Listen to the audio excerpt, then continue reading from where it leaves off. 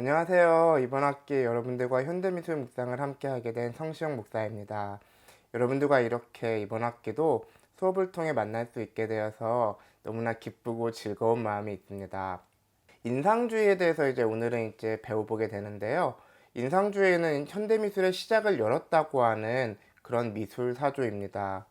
근데 여러분이 제가 학교를 다닐 때도 그랬는데요. 그 미술 시간 때 그 인상주의나 야수파라고 하는 말을 들으면은 그게 별로 이해가 되지 않는 거예요. 뭐 인상주의 작품들 몇 개 딱딱딱딱 보여주면서 이런 게 인상주의야라고 이렇게 이야기를 하는데 그것이 이렇게 저에게는 썩 와닿는 설명은 아니었습니다. 인상주의라는 게 도대체 뭘까요? 인상주의를 한마디로 표현을 해본다고 한다면 화가의 눈에 비친 장면들을 직접 화폭에 옮겨 담은 그런 미술 작품들을 말하는 것이죠. 그것도 19세기 후반에 이렇게 있었던 그런 작품들이었습니다. 우리가 보통 접하게 되는 르네상스 시대의 작품들을 보면요. 이 시기의 작품들은 작가가 직접 본 그런 광경을 그린 것이 아니라 작가의 상상력을 바탕으로 한 작품들이 많았습니다. 예를 들면 그 성경이라든가 그리스 로마의 신화에 나오는 작품들을 그린 것이죠. 여러분들 지금 보시는 라파엘로의 그림은 아테네 학당이라는 그림인데요. 가운데 플라톤과 아리스토텔레스가 있고 주변에 유명한 철학자들과 과학자들, 수학자들이 모여 있죠. 사실 이 사람들이 한꺼번에 모일 수 있는 자리는 없었을 것입니다. 왜냐하면 다 다른 시대의 사람들이니까요. 하지만 작가의 상상력으로 여기 나오는 사람들을 나름대로의 배치에 맞게 이렇게 구성해 놓고 그림을 그린 것이죠. 물론 그 시대에도 인물화는 있었습니다. 우리가 가장 잘 알고 있는 인물화가 모나리자라는 작품인데요. 여러분 그 모나리자의 표정도 굉장히 이렇게 신비스럽지만은 여러분 뒤에 있는 배경을 한번 보시죠. 실제로 이런 배경이 있었을까라고 생각한다면은 아마 없었다고 생각하는 게 더 맞는 표현일 거예요. 어느 정도는 그 작가의 상상력과 작가의 어떤 생각들이 들어가 있는, 작가가 그 눈으로 직접 본 것이 아니라 작가의 머릿속에 있는 그런 광경들을 그려낸 것이죠. 그러다 보니까 이 세상에는 존재하지 않았을 아름다움이라든가 아니면 그런 광경들, 이런 것들을 표현하는 것들이 바로 인상주의 이전의 작품들이었습니다. 인상주의의 시작은 보통 에두아르 마네라고 하는 화가를 기점으로 많이 삼는데요. 인상주의의 시작을 알린 작품이 우리가 잘 알고 있는 그 풀밭에서의 식사라는 작품이나 올랭피아라는 작품이었습니다.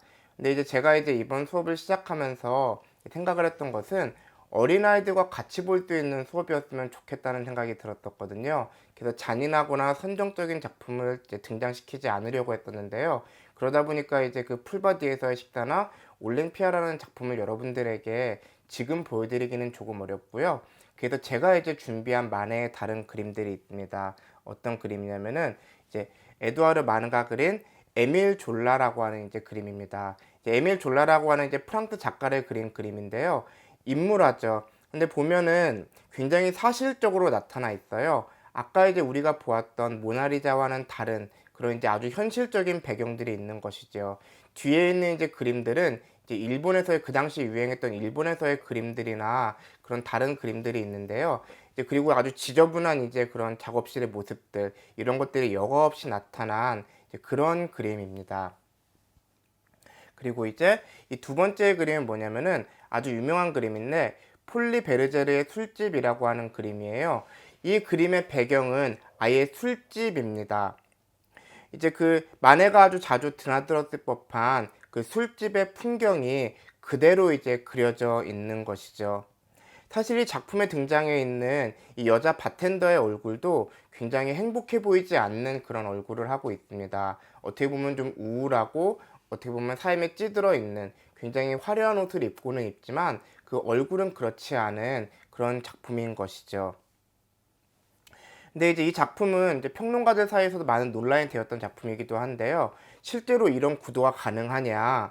인상주의라는 것은 직접 눈으로 본 것을 그린 작품들인데 어떻게 인상주의에서 이런 것들이 나올 수 있냐라고 하는 그런 논란이 있었던 작품입니다. 그래서 나중에 어떤 사진가가 이런 식으로 이 마네의 작품을 한번 이렇게 다시 한번 재구성해 준 일도 있었죠.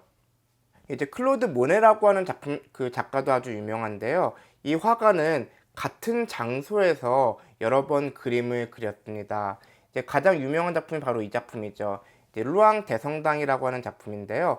똑같은 장소에서 똑같은 것을 이제 그 기점으로 그림들을 그렸는데 이제 시간에 따라서 그림들이 바뀌는 거예요. 이제 아침 시간에는 이런 모습이었다가 이제 한창 이제 해가 돋고 그리고 이제 해가 질 때쯤에는 이런 식으로 이제 색깔이 바뀌는 것이죠. 똑같은 모습들이 바뀌는 모습들을 이제 그려내었습니다. 그 순간 이제 그 모네라는 화가가 이제 그렸던 그 순간의 어떤 모습들, 그 순간의 광경들을 포착해서 그림을 그린 것이죠. 여러분 제가 이제 지난 여름 시간 때 이제 르네상스 이제 미술과 건축물들에 대한 수업을 하면서 우리 교회에 대한 말씀을 드렸었는데요. 우리 교회도 사실은 이제 그 건물이 노출 콘크리트 건물이다 보니까 시간대에 따라서 이제 그 색깔이 다르게 나타납니다. 그것과 마찬가지로 이 시대의 어떤 건물들은 보통 이제 그 성당 같은 건물들은 대리석 건물이었기 때문에 비치는 모습들이 달랐던 것이죠. 이건 이제 인상주의 작가는 아닌데요. 현대 사진 작가인데 로저 커트포스라고 하는 이제 그 사진 작가의 연작 사진입니다. 지금 보시는 거 이제 미국 몬태나주에 있는 비콘 계곡을 찍은 건데요. 똑같은 장소에서 똑같은 각도로 사진을 찍은 거예요. 근데 이제 그 사진들의 색깔이 다 다르죠. 이제 시간대에 따라서 아침 시간, 그리고 점심 시간, 그리고 한창 해가 활짝 피었을 때의 시간이 다른 것이죠. 그리고 이제 이런 작품들도 있습니다. 이건 제가 이제 그 사진의 제목이 없어서 알 수가 없더라고요. 똑같은 장소에서 똑같은 곳을 사진으로 찍은 것인데 시간대에 따라서 모습이 다른 것을 알 수 있습니다. 그리고 이런 작품도 있죠. 애리조나주의 한 이제 풍경을 이제 그 사진으로 찍은 것인데 역시나 시간대에 따라서 다르게 우리의 눈에 들어오는 모습들을 사진으로 찍어낸 것이죠. 그러니까 인상주의 작가들은 똑같은 모습이라도 어떤 내가 생각하는 가장 아름다운 순간이라기보다는 그 내가 이제 그림을 그리는 그 순간에 가장 나에게 인상적이었던 그런 순간을 포착해서 그 그림을 그렸던 거예요. 하지만 이제 그 화가들에게도 이제 여러 가지 생각들이 있었습니다. 다 똑같은 생각으로 그린 것은 아니었죠. 르누아르라고 하는 화가가 아주 유명한데요. 이 르누아르라고 하는 화가는 일반적인 사람들의 모습을 그리기는 했지만 사람들의 이제 행복한 모습만을 화폭에 담으려고 했어요. 이게 가장 이제 유명한 작품이죠. 그 무도의 모습을 그린 건데 이제 원래 이제 제목은 좀 더 깁니다. 하지만 너무 길어서 제가 무도회라고만 이제 표시를 해 두었는데요. 사람들의 화려하고 행복한 모습만이 이 화폭에 담겨져 있는 것이죠. 하지만 이제 사람들의 삶이라는 것이 이제 어두운 면도 분명히 있었을 겁니다. 하지만 르누아르는 이제 생각을 했던 거예요. 내가 이제 굳이 사람들의 이제 불행한 모습까지 그릴 필요는 없겠다라는 이제 그런 마음으로 이제 이런 그림들을 그려내는 것이죠. 그림들을 보면은 하나같이 행복하고 아름다운 모습들만이 남아 있습니다. 하지만은 인상주의의 화가들 중에서는 당연히 이제 그런 사회의 어두운 면이라든가 사람들의 슬픈 면들을 같이 그리려고 했던 이제 화가들이 있었습니다. 아주 대표적인 사람이 툴루즈 루트렉이라고 하는 화가인데요. 이 화가는 이제 원래 이제 굉장한 귀족 집안에서 부유하게 자라난 사람이었어요. 하지만 어릴 때의 사고로 이렇게 난쟁이에 이제 더 이상 키가 자라지 않게 되고 몸이 자라지 않게 되는 것이죠. 집안에서도 굉장한 많은 무시를 당했던 것 같아요. 왜냐하면 이제 그 당시에 귀족들이 해야 될 일이라고 생각되는 것들이 분명히 있었을 텐데 당연히 이제 그 이렇게 어느 정도 이제 불구가 된 몸으로서는 할 수가 없었을 테고 이제 그리고 자신의 어떤 재능이 그곳에 있지도 않았을 테고요. 그래서 이제 그 로트렉이라는 화가는 그 당시에 이제 파리에 있는 이제 물랭루즈라고 하는 그 술집에 이제 그 골목들을 이제 매일같이 드나들었습니다. 그곳에서 이제 사람들의 어두운 모습들을 이제 그림으로 남겼던 것이죠. 실제의 삶도 아주 행복하진 않았던 것 같아요. 힘든 일들이 많이 있었고 젊은 나이에 죽게 되었는데요. 가장 대표적인 그림 중에 하나가 바로 이 그림입니다. 물랭루즈에라 굴리라고 하는 이제 그런 그림인데 이 앞에 있는 나와 있는 여자는 술집 여자예요. 하지만 이제 이 그림에서는 행복함이라는 게 전혀 드러나지 않죠. 오히려 이렇게 이 그림의 이 여자는 우리를 굉장히 이제 차가운 눈으로 쏘아보고 있는 듯한 이제 그런 모습을 이제 보여주고 있습니다. 당연히 이제 우아함과 아름다움보다는 이제 어떤 경박함과 이제 천박한 모습들도 여과 없이 드러나 있는 것이죠. 하지만 이제 이런 그림들을 그렸던 것이 로트렉이라고 하는 화가였습니다.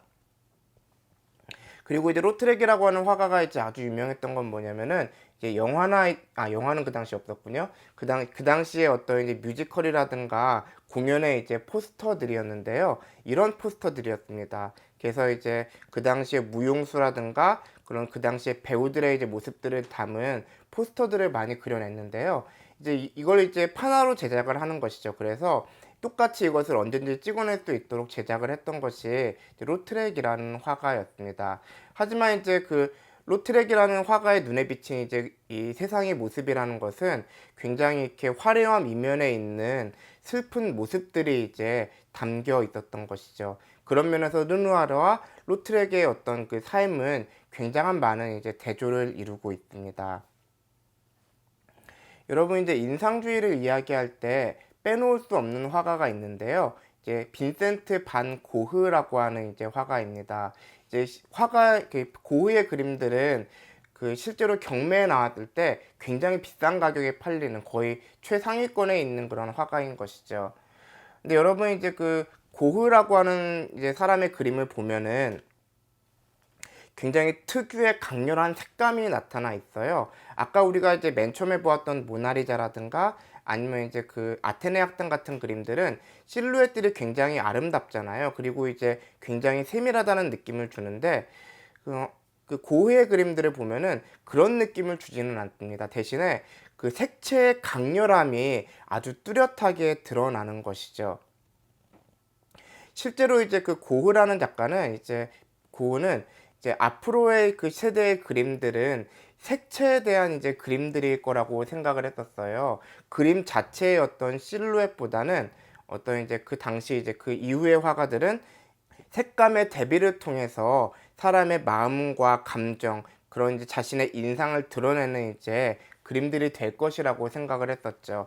그래서 이제 고흐의 그림들을 보면은 실루엣은 굉장히 투박하지만 그 색채에서 굉장한 이제 에너지와 힘을 우리가 받게 됩니다.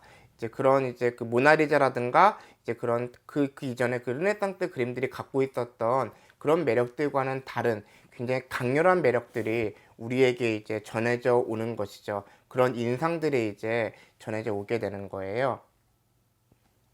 그래서 이제 그 고흐의 생각을 완벽하게 구현했던 이제 인상주의 화가가 있었습니다. 이제 그 앙리 마티스라고 하는 화가인데요. 이 화가는 인상주의 화가로도 구분이 되고 인상주의 이후의 화가로도 구분이 됩니다. 왜냐하면은 인상주의를 완성한 동시에 인상주의 이후의 세대를 열었던 그런 화가거든요. 이제 그 마티스의 그림 중에 아주 유명한 그림이 자신의 부인을 그린 이 그림입니다. 여러분 실제 마티스 부인의 얼굴이 이렇지는 않았었겠죠. 이렇게 색깔이 다르지 않았을 겁니다. 하지만 이제 이 그림을 자세히 보면은 이제 얼굴 이제 가운데에 있는 초록색 선을 중심으로 해서 좌우의 색깔이 전혀 다르죠. 하지만 이 그림은 우리에게 굉장히 분명한 메시지를 전해주고 있습니다. 이 마티스 부인의 그런 마음이랄까요? 그런 사람의 성품이 어땠을지, 그리고 그 사람의 이미지가 어땠을지를 아주 확실하게 보여주는 것이죠. 색깔은 이제 그렇지 않지만 그 모습은 전혀 이제 그런 똑같다고만은 할 수 없는 그런 모습이겠지만은 이제 그때 마티스가 부인에게서 받았던 이미지를 아주 정확하게 우리에게 전해주고 있는 거예요.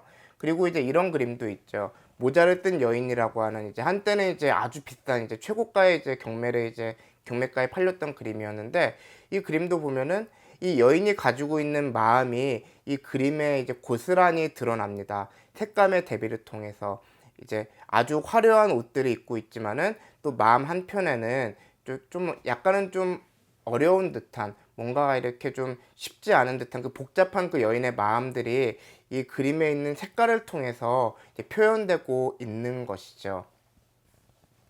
이런 색조의 배치들은 이제 자칫 이제 그 좀 인물화라는 것이 좀 몸이 건조할 수 있잖아요. 여러분 이제 조선시대 뭐 세종대왕의 그림이라든가 논개의 그림을 보면은 굉장히 세밀한 그림들이기는 하지만은 뭔가 좀 건조하다는 느낌을 주는데, 그런 그림들과는 차별화되는 굉장히 어떤 생동감이 있고 어떤 이제 그림 자체에서 에너지가 느껴지는 듯한 그런 느낌을 많이 줍니다. 근데 이제 이런 그림들이 왜 의미가 있느냐?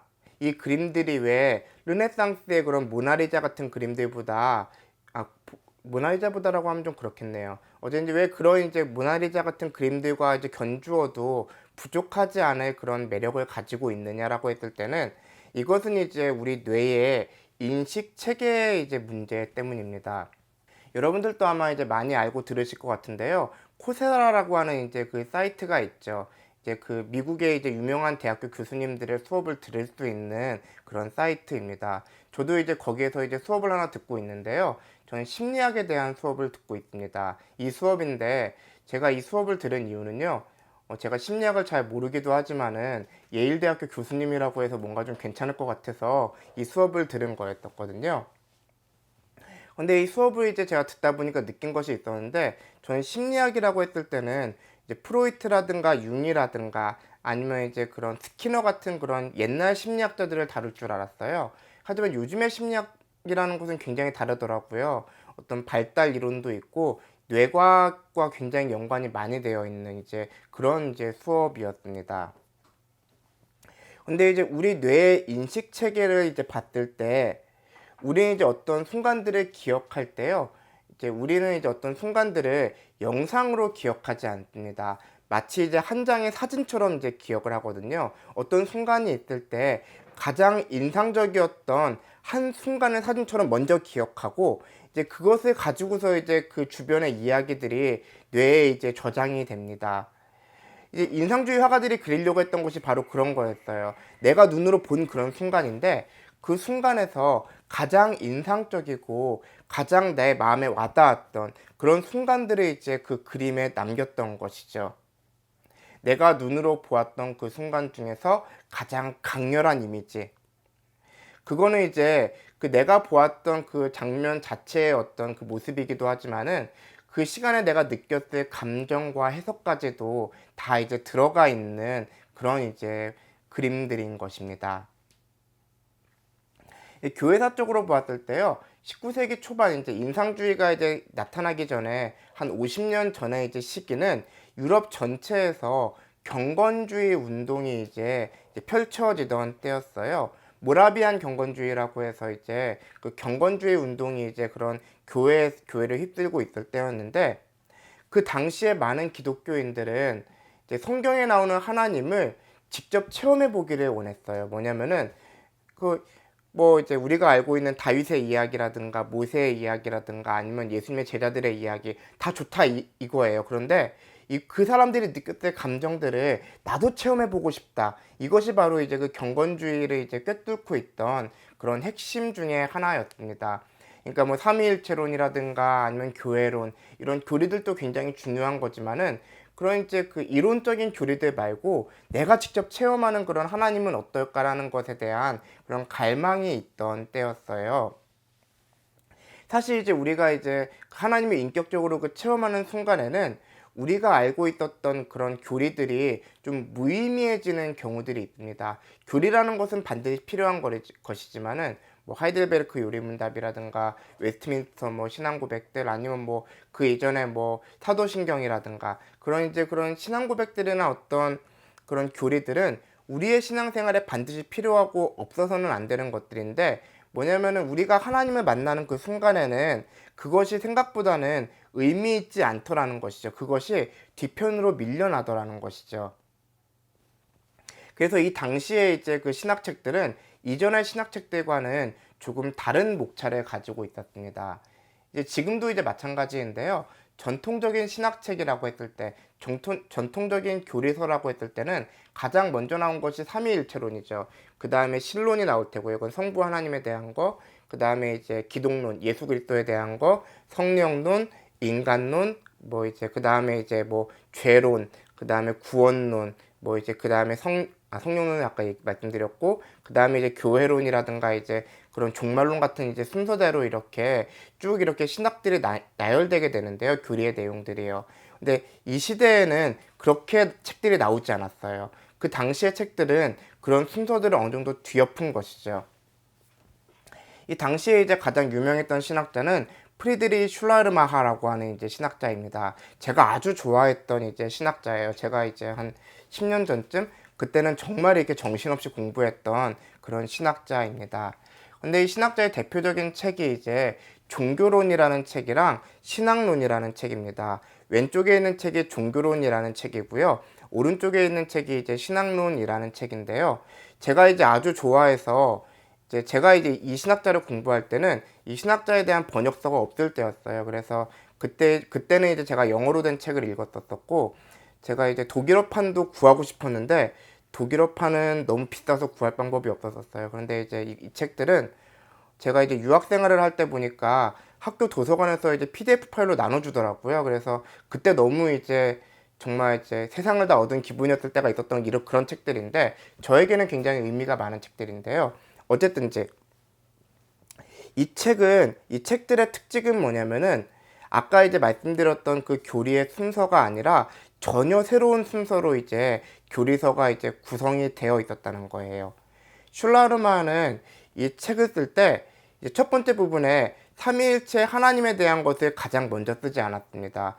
이 사람이 가장 먼저 썼던 부분은 사람이 어떻게, 우리 인간이 어떻게 하나님을 인식하는 것에 대한 내용들을 가장 먼저 쓴 거예요. 그리고 삼위일체로는 뒤에 아주 짧게 떴어요. 뭐냐면은 이 슐라르마라고 하는 신학자는 그걸 말하고 싶었던 거예요. 뭐냐면은 결국에는 우리가 하나님을 어떻게 인식하는가, 하나님을 어떻게 체험하는가가 없이 교리만 가지고서 우리의 신앙을 이야기할 수 없지 않느냐고, 그걸 이제 사람들에게 이야기하고 싶은 것이죠.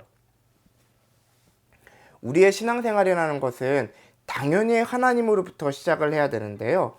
중요한 거는 내가 하나님을 어떻게 바라보고 있는가에 대한 것을 절대로 잊어서는 안 된다는 것입니다. 이제 우리는 이제 적어도 이제 사도신경 같은 우리의 신앙 고백들을 절대로 이제 무시해서는 안 됩니다. 거기에서부터 시작해야 돼요. 성경과 이제 사도신경으로부터 이제 우리의 신앙을 시작해야 되지만은, 우리가 만난 하나님의 모습은 사람들마다 다 다를 수 있고 하나님을 만나는 방식들도 다 다를 수 있잖아요. 그건 저도 다르고 제 아내도 다를 거고요. 저희 어머니도 다를 거고 여러분들도 다 각기 다른 어떤 신앙 고백의 내용들과 어떤 여러분들의 하나님의 체험들을 다 가지고 있을 거예요.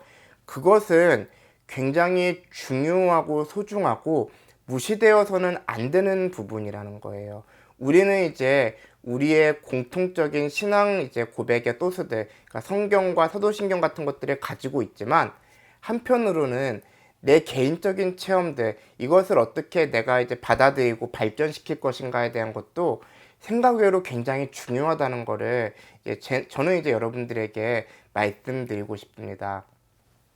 인상주의의 화가들은 이제 이전의 화가들과는 다르게 내가 보았던 광경, 내가 이제 그 순간에 느꼈던 감정들을 이제 화폭에 옮겨 담으려고 했습니다. 여러분들 이제 오늘 한번 강의 끝나시고 여러분들이 한번 신앙생활을 한번 되돌아 보셨으면 좋겠어요. 잘했고 못했고를 돌아보라는 뜻이 아니고요. 내가 어떻게 하나님을 만났는가, 내가 하나님을 만났을 때에 그 순간에 내 마음이 어떠했는가, 그때 내가 결심했던 것이 무엇이었는가를 여러분들이 다시 한번 되돌아 보시기 바랍니다. 그리고 그때의 순간들을 여러분들의 신앙생활에 기초로 삼으셨으면 좋겠어요. 왜냐하면은 여러분들에게 가장 익숙하고 가장 좋은 방법일 테니까요. 제가 이제 오늘 준비한 수업은 여기까지고요. 다음 시간과 다다음 시간은 죽음과 생명에 대한 주제들을 이제 가진 작품들을 여러분들께 보여드리려고 해요. 이제 현대 작가들의 작품들을 보여드릴 거고요. 제가 이거 이제 죽음과 생명에 대한 주제들을 보여드리는 이유는, 이제 우리가 조금 있으면은 고난주간과 부활주일이 이제 있기 때문입니다. 예수님의 죽음과 부활이 우리에게 가지는 의미라는 것을 이제 현대 미술 작가들의 한번 시선으로 우리가 한번 바라볼 수 있었으면 좋겠거든요. 여러분들 이제 다음 시간 수업도 이제 기대해 주시고요. 이제 제가 기도하고 마치도록 하겠습니다. 사랑과 은혜가 충만하신 하나님 아버지, 은혜를 감사드립니다. 하나님 아버지, 오늘 우리가 인상주의 작가들의 그림들을 보았습니다. 인상주의 작가들은 자신의 눈으로 보았던 그 순간의 광경들을 절대로 잊지 않으려고 그 광경들을 자신의 화폭에 남겼습니다. 하나님 아버지, 지금 시간 이제 우리가 이 수업을 마치면서 내 마음의 캔버스에 남겨진 하나님의 흔적은 무엇인지를 한번 돌아보게 하여 주시옵소서. 내가 만났던 하나님은 어떤 모습이었는지, 내가 하나님을 만났을 때 어떤 마음이었는지를 다시 한번 떠올려 보기를 원합니다. 그리고 그 하나님께 감사하며 그 하나님을 알아가기에 조금 더 최선을 다할 수 있는 우리 모두가 될 수 있도록 인도하여 주시옵소서. 감사드리며 예수님의 이름으로 기도드립니다. 아멘.